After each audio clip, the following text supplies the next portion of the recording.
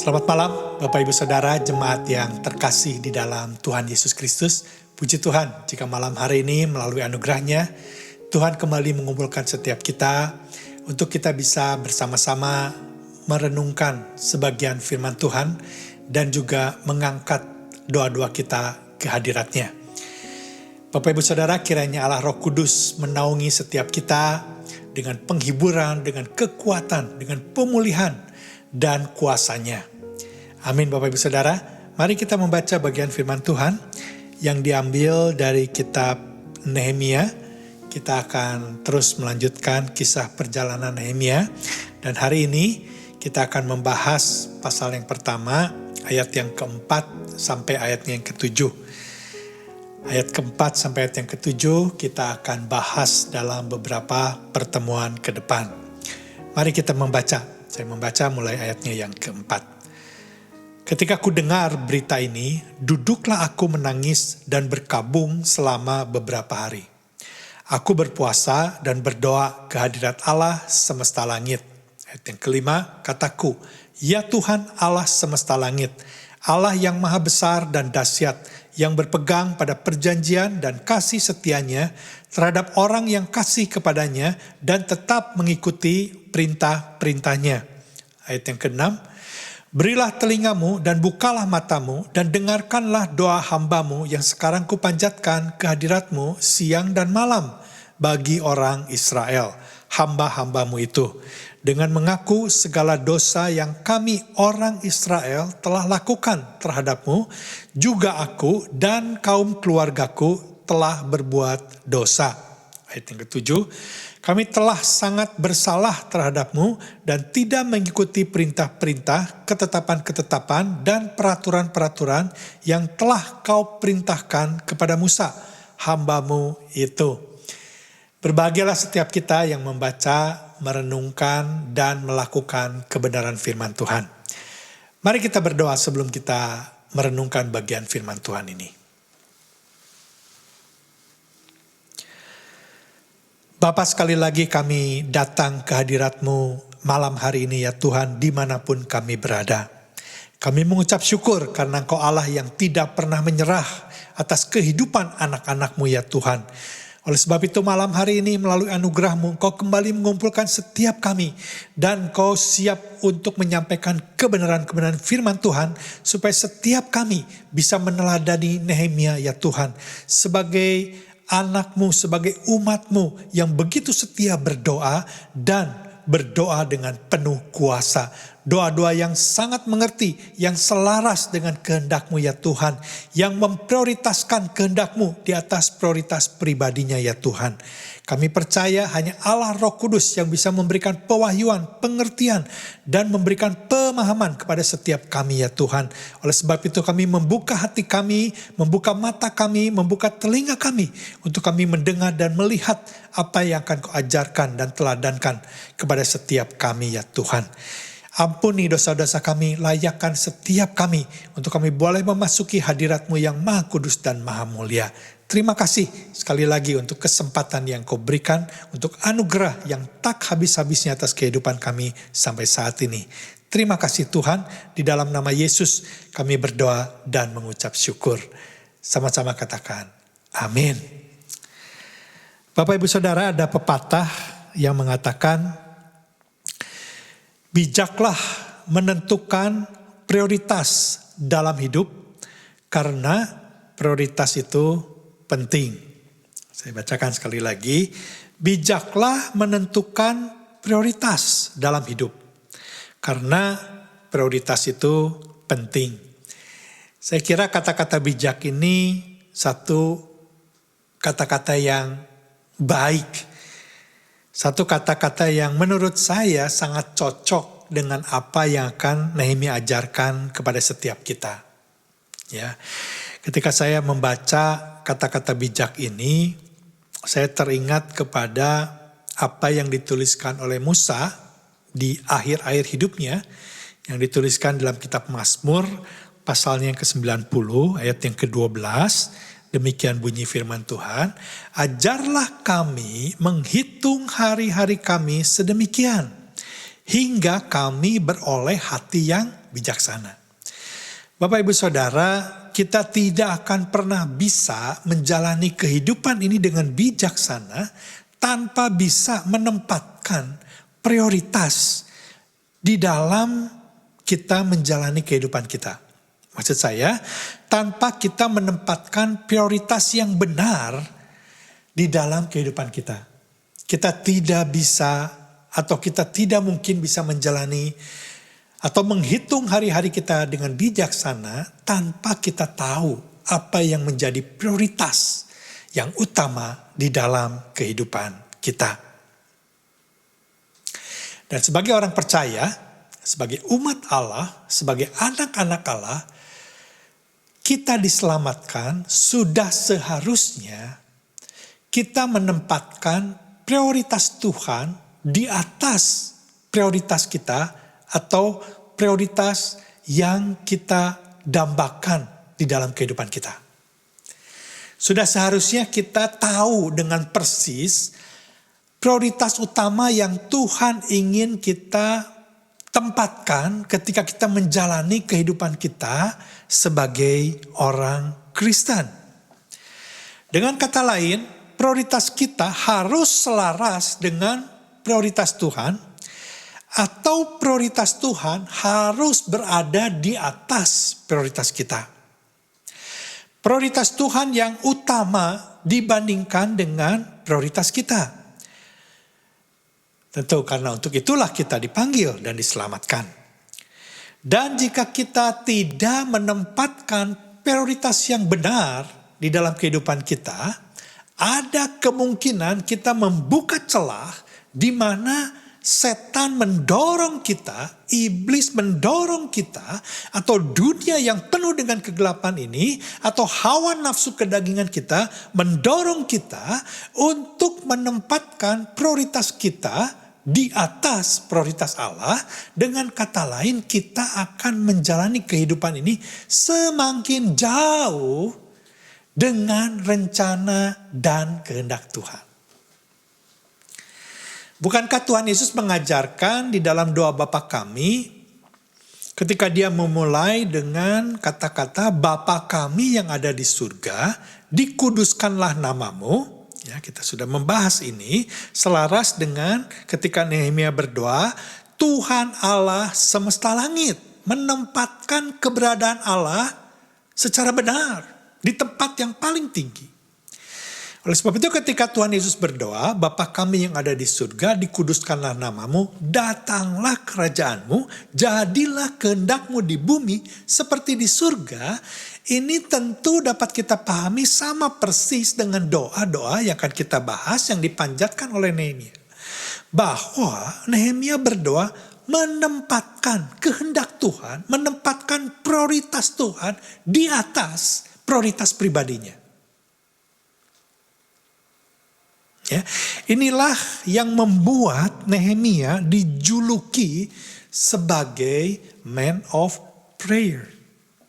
Seorang pendoa yang berkenan kepada Tuhan. Cara Nehemia menyelesaikan kepeduliannya seperti yang kita sudah bahas. Nehemia mendengar berita keberadaan penduduk Yerusalem dan kota Yerusalem dari Hanani, dia begitu peduli sampai dia berkabung dan berpuasa. Dan di dalam menyelesaikan kepeduliannya ini, Nehemia tahu apa yang menjadi prioritas pertama sebelum dia bergerak untuk menyelesaikan atau membangun kembali atau mensejahterakan kembali penduduk dan kota Yerusalem. Ya, bagi Nehemia, Bapak Ibu Saudara, kesengsaraan penduduk Yerusalem dan kerusakan pintu gerbang maupun tembok Yerusalem itu dikarenakan karena bangsa Israel atau umat Yahudi tidak lagi mengasihi dan mentaati Tuhan Allahnya. Kehancuran Yerusalem bukan karena musuh-musuh Israel lebih kuat dari Allah Israel. Dengan kata lain, bukan karena Allah Israel tidak sanggup melindungi atau memberikan kemenangan kepada umatnya. melainkan karena Tuhan yang sengaja menyerahkan umat Israel kepada musuh-musuhnya sebagai hukuman Allah karena ketidaktaatannya kepada perintah-perintahnya. Panggilan Nehemia kepada Allah semesta langit membuktikan Nehemia sangat percaya bahwa Allah sanggup memberikan kemenangan ketika bangsa Israel diserang oleh musuh-musuhnya. Dalam hal ini kita mengerti Bapak Ibu Saudara bahwa Nehemia tahu persis apa yang menjadi masalah utama penduduk Yerusalem dan kota Yerusalem mengalami kehancuran. Ini disebabkan karena bangsa Israel tidak lagi mengasihi Tuhan, tidak lagi mentaati hukum-hukum Musa seperti yang tadi sudah kita baca. Jadi ini adalah urusan sebab akibat. Karena bangsa Israel tidak lagi mengasihi Tuhan, tidak lagi mentaati Tuhan, tidak lagi menjadikan Allah Israel adalah satu-satunya Allah, maka Tuhan menghukum. Melalui doa yang dipanjatkan oleh Nehemia, kita melihat bahwa doa yang menjadi prioritas bagi Nehemia sebelum dia melangkah untuk mensejahterakan penduduk Yerusalem dan memulihkan atau membangun kembali pintu gerbang dan tembok Yerusalem, masalah utama yang harus diselesaikan pertama kali adalah berbicara tentang hubungan yang kembali baik antara Allah dengan umat Israel. Dalam hal ini Nehemia tahu persis bahwa yang menjadi masalah utama adalah bukan hal-hal yang bersifat fisik atau yang kelihatan, tetapi prioritas utama yang harus diselesaikan adalah hal-hal yang bersifat spiritual atau rohani atau yang ada di dalam. Ini berkaitan antara hubungan Allah dengan umat Allah yang telah rusak. Karena umat Allah sudah tidak mengasihi Tuhan lagi. Umat Allah sudah tidak menjadikan Allah Israel satu-satunya Allah yang disembah. Mereka menyembah Allah-Allah lain, dewa-dewa lain. Mereka sudah tidak lagi mengasihi Allah. Mereka sudah tidak mentaati perintah-perintah Allah. Mereka tidak lagi memiliki hati yang mengasihi orang-orang yang ada di sekelilingnya. Mereka menindas orang-orang miskin. Mereka menjadi orang-orang yang serakah, yang haus akan kekuasaan, yang haus akan darah. Ini yang membuat masalah utama kenapa Allah menghukum mereka. Oleh sebab itu Bapak Ibu Saudara, di dalam doanya, di ayatnya yang kelima yang tadi kita baca, di sana dituliskan, ya Tuhan Allah semesta langit, Allah yang maha besar dan dahsyat. Artinya Nehemia sama sekali tidak meragukan kuasa Tuhan, ya, yang berpegang, perhatikan saudara-saudara, yang berpegang pada perjanjian dan kasih setianya. Jadi tidak perlu diragukan, Allah semesta langit pasti tidak akan pernah mengingkari perjanjiannya karena dia adalah Allah.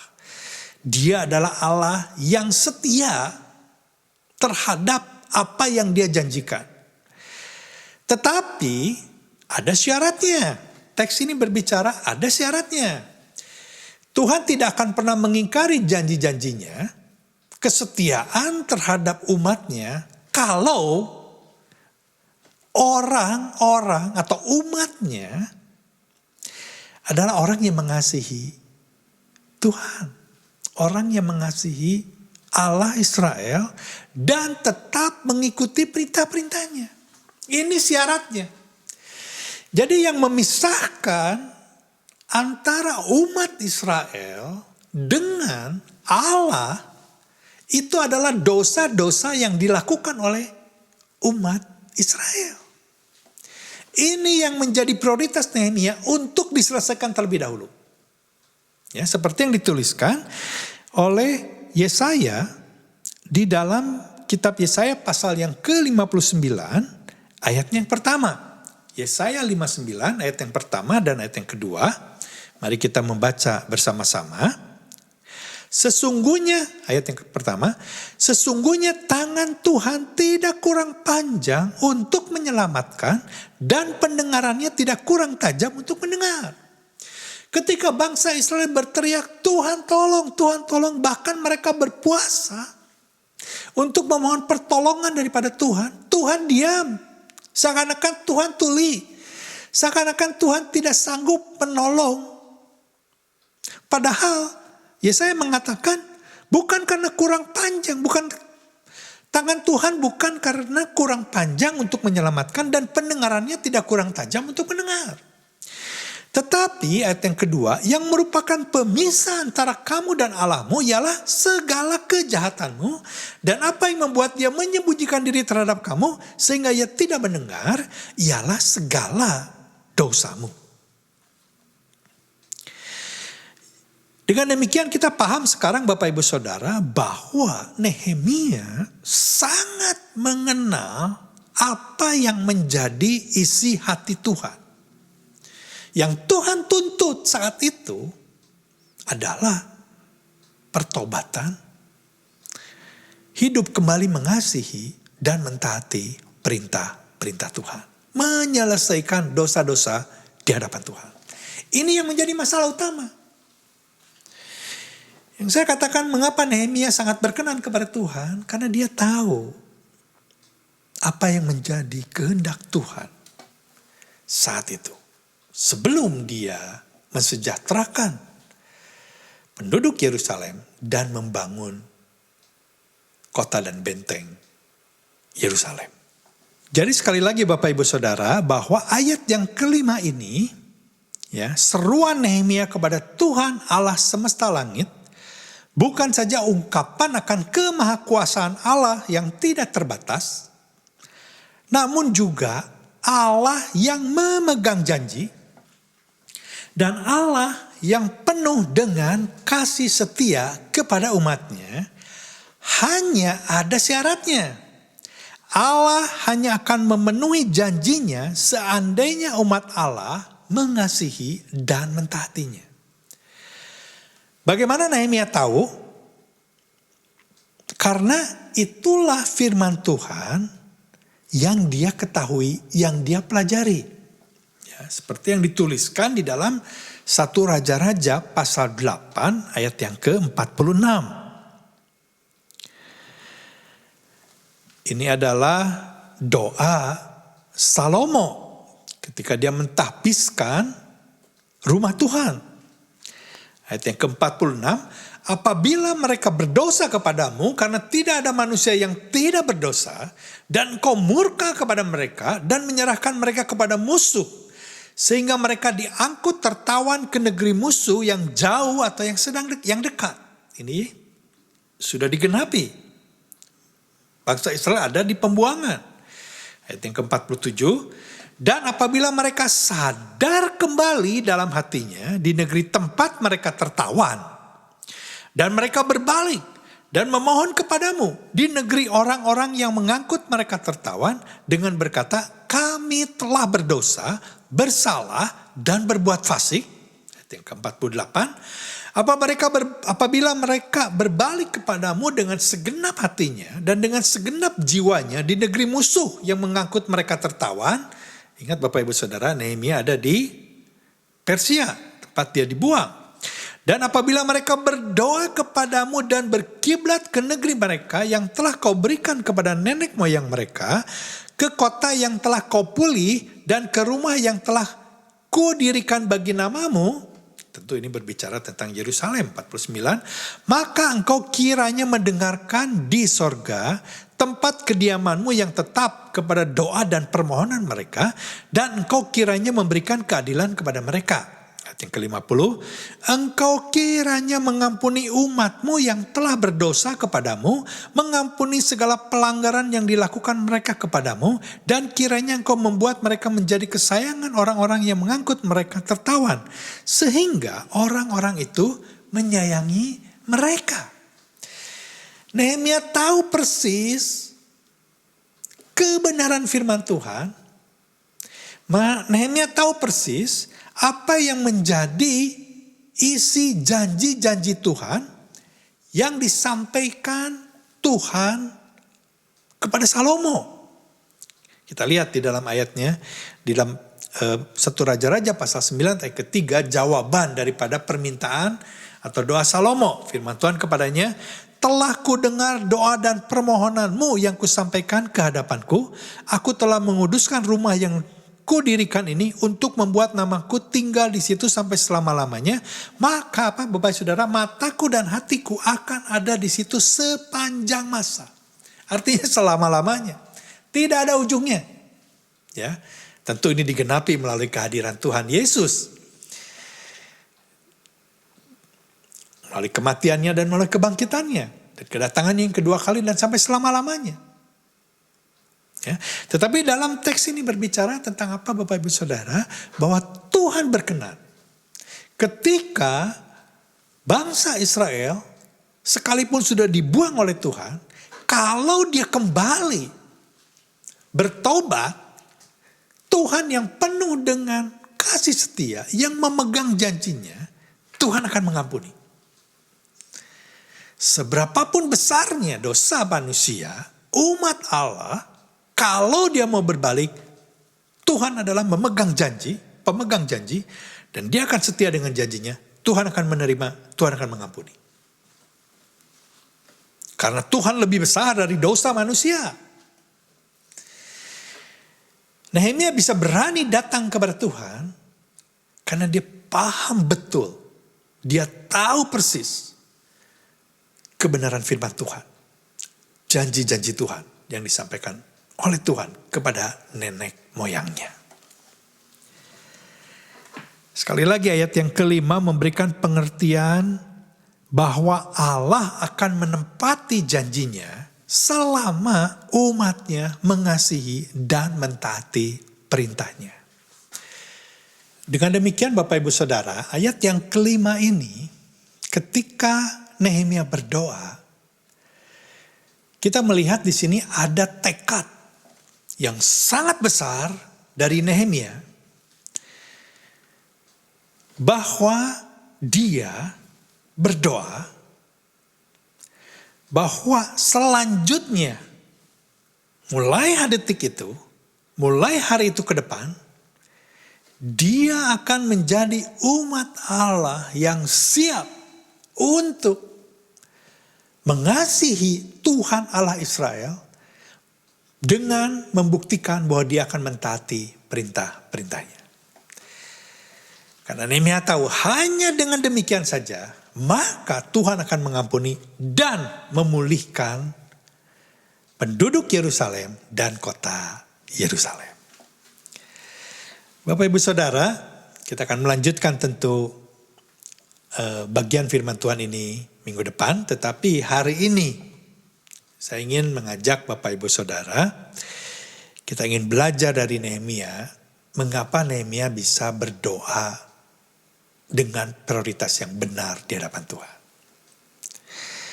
Yang pertama, karena dia tahu kebenaran firman Tuhan. Nehemia tidak bimbang dan ragu akan doa-doa yang dipanjatkannya, bahwa Tuhan pasti mendengar karena dia tahu kebenaran firman Tuhan. Itu adalah janji Tuhan yang dia ketahui. Dia tahu kebenaran hukum Taurat. Dia belajar firman Tuhan dengan sungguh-sungguh. Dan dia memegang kebenaran itu tanpa ragu. Bapak Ibu Saudara, kalau kita ingin menjadi pendoa yang berkenan kepada Tuhan, yang tahu menempatkan prioritas di dalam doa-doa kita, tidak ada cara lain. Kita harus mengasihi kebenaran firman Tuhan. Mengasihi artinya kita harus terus-menerus belajar kebenaran firman Tuhan. Membaca, merenungkan, dan melakukan kebenaran firman Tuhan. Maka hati kita akan semakin lembut, maka hati kita akan semakin selaras dengan rencana dan kehendak Tuhan. Hanya dengan demikian, maka kita akan dengan penuh sukacita dalam keadaan apapun juga, ketika kita menempatkan prioritas, kehendak dan rencana Tuhan di dalam kehidupan kita, kita akan menjalani kehidupan ini dengan penuh sukacita tanpa rasa khawatir, takut, dan cemas. Karena kita tahu bahwa Tuhan yang kita percayai adalah Tuhan yang memegang janji, yang pasti menyertai, pasti melindungi, membukakan jalan keluar bagi setiap kita, menolong kita menyelesaikan apa yang menjadi tugas dan tanggung jawab kita ke hadapan Tuhan. Dan yang kedua, Bapak Ibu Saudara, Nehemia bukan saja tahu akan kebenaran-kebenaran firman Tuhan yang sangat penting di dalam kita menaikkan doa-doa kita kepada Tuhan.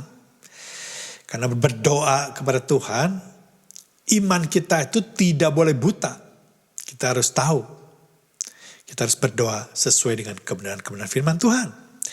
Tetapi lebih daripada itu, Nehemia di ayat yang kelima sampai ayat yang ketujuh yang tadi kita baca, kita melihat di sana Bapak Ibu Saudara, ketika Nehemia menaikkan doa-doanya, dia bertekad untuk mengasihi Tuhan dan menjati perintah-perintah Tuhan. Ada tekad di dalam hatinya.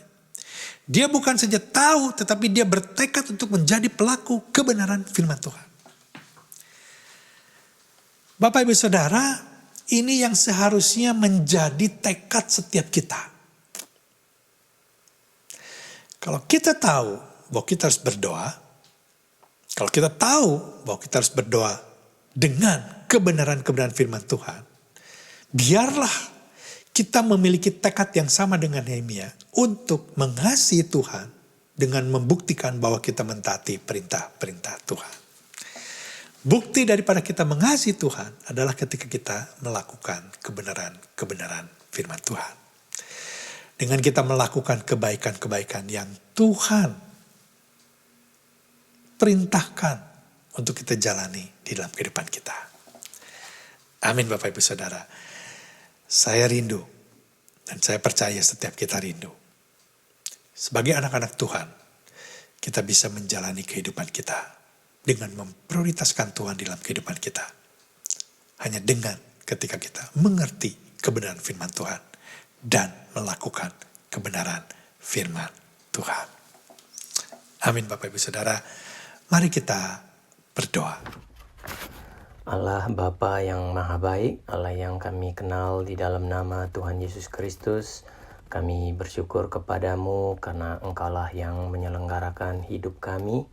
Kami bersyukur karena iman yang Engkau tanamkan di dalam diri kami, sehingga dengan situasi apapun kami tetap mengandalkan Engkau dan senantiasa berharap kepadamu.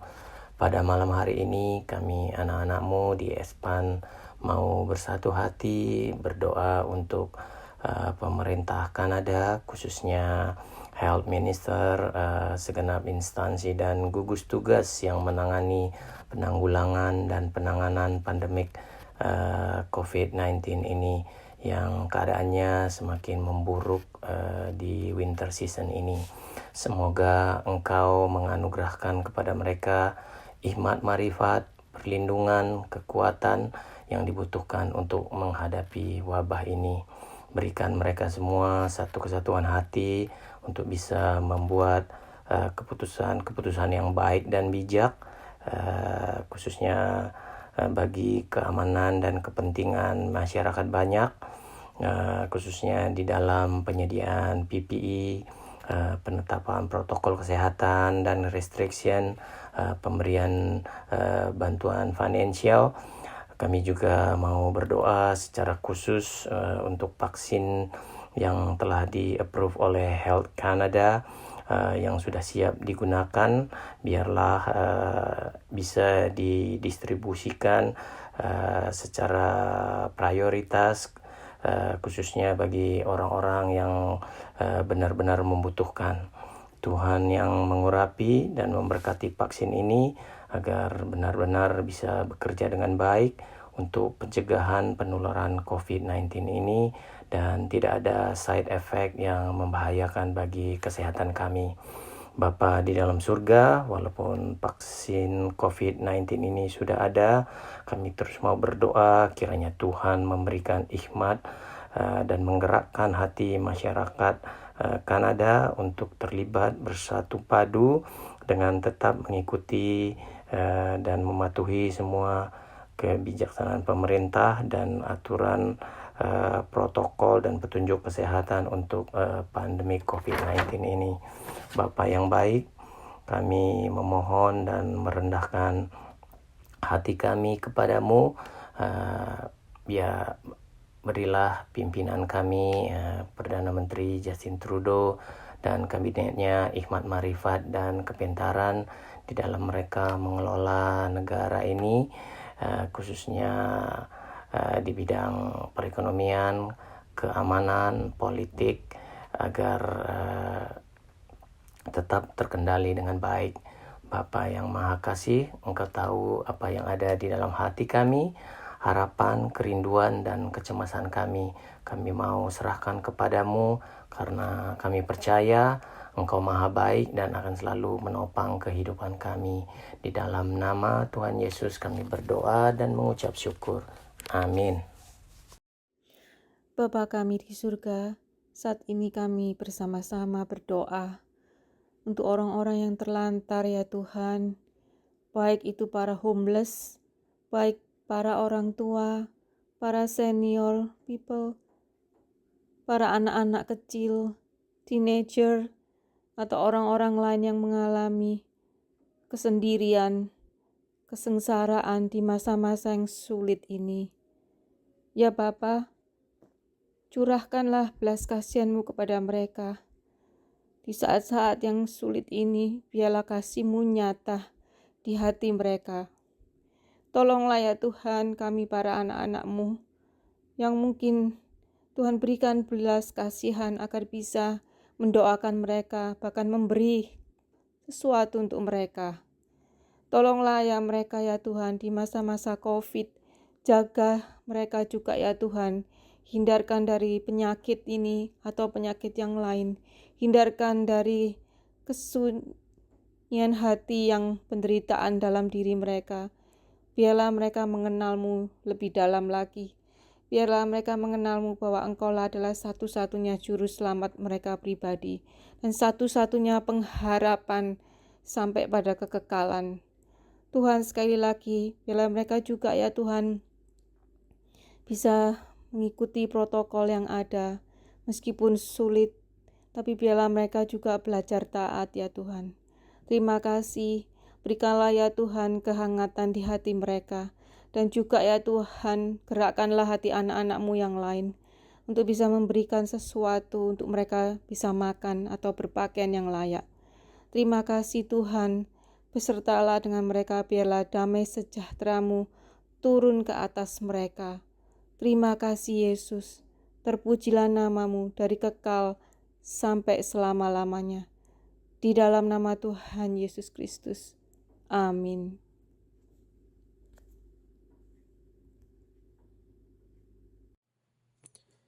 Ya Tuhan, kami mau berdoa untuk para dokter, perawat di rumah sakit, dan perawat di senior home, dan para petugas kesehatan lainnya yang bertugas menangani para korban COVID.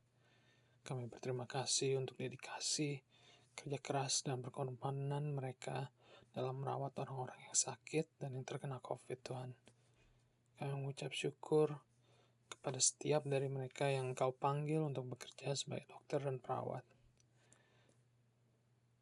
Kami mohon Engkau yang beri kekuatan, kesabaran, ability, dan semangat dalam pelayanan mereka. Engkau berikan kesungguhan hati saat melayani dengan penuh harapan, agar orang-orang sakit bisa sembuh. Kami juga berdoa untuk kesehatan mereka, jauhkan mereka dari segala penyakit yang ada, khususnya COVID ini ya Tuhan. Kau berikan kekebalan tubuh, dan Kau juga yang berikan perlindungan kepada keluarga mereka juga. Kami serahkan Tuhan, mereka dalam tangan-Mu saja. Amin. Bapa kami ada di surga, kami mengucap syukur untuk kebaikan Tuhan, mengucap syukur untuk kebenaran akan firman Tuhan yang terus memberikan kami kekuatan, ketenangan, dan juga sukacita. Saat ini kami berdoa buat Konsulat Indonesia yang ada di Vancouver, Bu Konjen, Bu Tuti, dan seluruh stafnya. Biarlah kasih dan anugerah Tuhan terus tercurah atas hidup mereka. Kau yang memberikan kekuatan, kesehatan, melindungi, menjaga mereka dari mara bahaya, dari sakit penyakit, dan juga dari coronavirus ini. Tutup bungkus mereka dengan kuasa darah-Mu. Berdoa juga untuk kesatuan hati bagi mereka semua. Kau yang memberikan hikmat-Mu, Kau yang memberikan hati yang takut akan Tuhan, sehingga mereka dapat benar-benar menjalani tugas mereka dengan penuh semangat, penuh kasih, penuh sukacita, sehingga semua masyarakat Indonesia yang ada di Vancouver dan sekitarnya boleh terlayani dengan baik. Pimpin mereka Bapa, pimpin kehidupan mereka, tuntun setiap langkah mereka, sehingga mereka boleh menjalani pekerjaan mereka seturut dengan kehendak-Mu. Berdoa buat bangsa dan negara Indonesia, untuk Bapak Jokowi dan seluruh staf kabinet pemerintahan, baik yang di pusat maupun di daerah. Biarlah kasih Tuhan terus tercurah atas hidup mereka. Kau yang memberikan roh yang takut akan Tuhan, memberikan hikmat-Mu kepada mereka, kekuatan, kesehatan, melindungi mereka dari coronavirus ini. Topang mereka Bapa, mampukan mereka menjalani tugas-tugas mereka yang tidak mudah ini, khususnya di masa-masa pandemik ini. Kau yang menolong mereka sehingga mereka boleh memberikan keputusan yang baik, mencari solusi yang terbaik, memberikan kebijakan-kebijakan yang terbaik sehingga rakyatnya juga boleh merasakannya. Biarlah belas kasihan-Mu boleh turun atas negara ini. Kau yang menolong mereka Bapa melewati masa-masa pandemik ini. Biar mereka boleh bersatu, mereka boleh diberikan kekuatan, mereka boleh melihat kasih-Mu secara nyata di dalam kehidupan mereka. Kau bekerja di dalam negara Indonesia ini. Dan mereka juga boleh terus berharap hanya kepada Tuhan. Biarlah nama-Mu boleh ditinggikan dan dimuliakan di negara Indonesia ini. Terima kasih Bapa, terpujilah nama-Mu. Hanya di dalam nama Yesus Kristus kami berdoa dan mengucap syukur. Amin.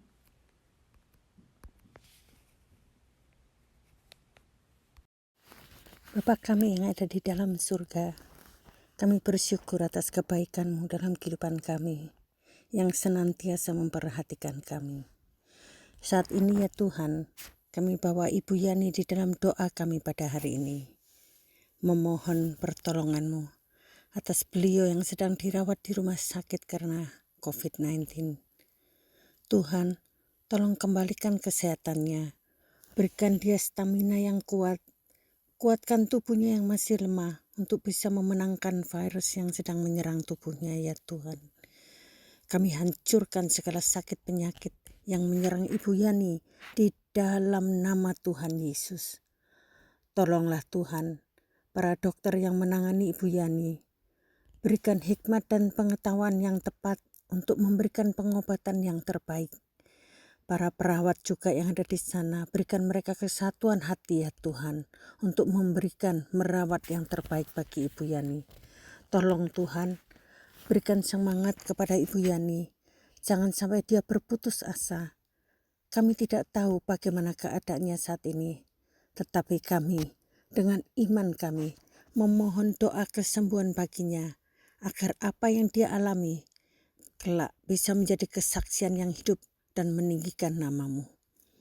Kami berdoa bagi para staf dan beberapa senior di panti jompo yang dia layani, yang juga terkena COVID-19 ini, baik yang sedang dirawat di rumah sakit ataupun sedang menjalani masa kuarantin. Tuhan, Engkau jamah mereka agar mereka juga bisa sembuh kembali. Bagi yang masih sehat, jauhkan mereka dari sakit penyakit dan dari virus COVID-19 ini. Basuh sakit penyakit mereka ya Tuhan dengan darah-Mu. Tahirkan mereka semua dan jadi sembuh. Tuhan tolong. Ya Tuhan, kami berdoa juga untuk pelayanan di Siloam tetap berjalan dengan lancar dan baik selama Ibu Yani masih dirawat. Kami juga berdoa ya Tuhan, agar pelayanan perayaan Natal di penjara, acara makan bersama di pelayanan penjara dan di panti jompo yang telah direncanakan dan disiapkan tetap bisa berjalan dengan baik. Banyak yang diberkati, dijamah, terjadi pertobatan dan Injil diberitakan. Tuhan, namamu ditinggikan. Tidak ada halangan apapun yang dapat menghalangi firman dan Injilmu disampaikan. Tuhan, urapi hamba-hambamu dan semua volunteer yang mempersiapkan semuanya untuk acara ini, dan Engkau hadir dalam setiap acara mereka. Terima kasih Tuhan, Engkau telah mendengar doa-doa kami. Di dalam nama Tuhan Yesus, kami panjatkan doa ini. Amin. Bapa yang Maha Kasih dan Maha Kuasa, pada malam hari ini kami berdoa bersama-sama untuk para pastor dan seluruh leaders Gereja Advent.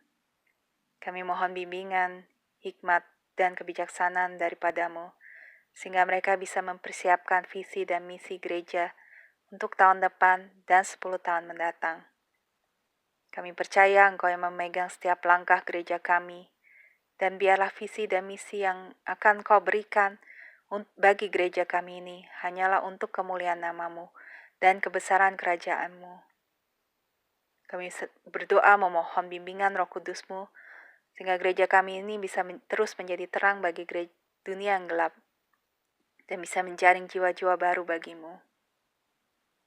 Kami minta kesatuan hati bagi para pastor dan leaders kami di dalam mereka membuat semua keputusan yang terbaik bagi gereja kami ini sesuai dengan kehendak-Mu. Kami mohon kekuatan, kesabaran, semangat yang tinggi, kesehatan, dan hati yang selalu takut akan Engkau di dalam mereka terus melayani-Mu. Kami juga mohon tuntunan dan penyertaan-Mu sehingga para pastor dan leaders kami bisa mempersiapkan anggaran belanja Advent untuk tahun 2021 dengan baik. Terima kasih untuk semua jemaat yang terus dengan setia memberikan yang terbaik bagi gereja-Mu. Kami juga mau berdoa, memohon pengarahan dan bantuan-Mu untuk masa depan kebaktian tiap-tiap kampus yang saat ini dilakukan secara online, dan mungkin tahun depan secara fisik jika keadaan sudah aman lagi dan diizinkan oleh pemerintah. Kami berdoa agar tiap gembala, semua gembala gereja kami ini, tiap kampus, kami mohon Kau yang memberi kekuatan dan semangat dan bisa menggembalakan semua jemaat dengan cara yang kreatif secara online, dan terus mereka bisa melayani-Mu, memberikan yang terbaik bagi-Mu, dan semuanya yang mereka lakukan hanyalah untuk kemuliaan nama-Mu. Terima kasih Tuhan untuk kebaikan-Mu. Hanya dalam nama Tuhan Yesus kami berdoa dan mengucap syukur. Amin. Bapa, sekali lagi kami mengucap syukur dan berterima kasih karena Kau hadir dimanapun kami berada dan Kau mendengar doa-doa yang kami panjatkan. Bapa, ampuni jika kami berdoa belum bisa benar-benar menempatkan prioritas di dalam doa-doa kami yang sesuai dengan prioritas yang Kau sudah tetapkan, sesuai dengan rencana dan kehendak-Mu. Ampuni doa kami yang terbatas ini ya Tuhan. Mulai hari ini ke depan, biarlah kami diberikan hati yang memiliki kerinduan, haus dan lapar akan kebenaran firman Tuhan, dan keberanian dan tekad untuk mentaati perintah-perintah-Mu ya Tuhan. Sehingga doa-doa kami ke depan, kami bisa mengerti apa yang menjadi prioritas di dalam doa-doa kami, di dalam kami menjalani kehidupan kekristenan kami sebagai orang-orang yang Kau panggil, yang Kau selamatkan, yang mau kembali mengembalikan semua kehidupan kami sebagai persembahan yang hidup, yang berkenan, yang kudus di hadapan-Mu ya Tuhan, yang memuliakan dan meninggikan Kau. Tuhan, biarlah kami menyerahkan sisa hidup kami ke dalam tangan-Mu. Biarlah kami menjalani kehidupan ini dengan penuh sukacita, dengan penuh iman, buat kemuliaan nama-Mu. Terima kasih Bapa. Di dalam nama Yesus kami berdoa dan mengucap syukur. Sama-sama katakan, amin. Selamat malam Bapak Ibu Saudara. Sampai jumpa di dalam kebaktian hari Minggu secara online jam 3. Tuhan memberkati.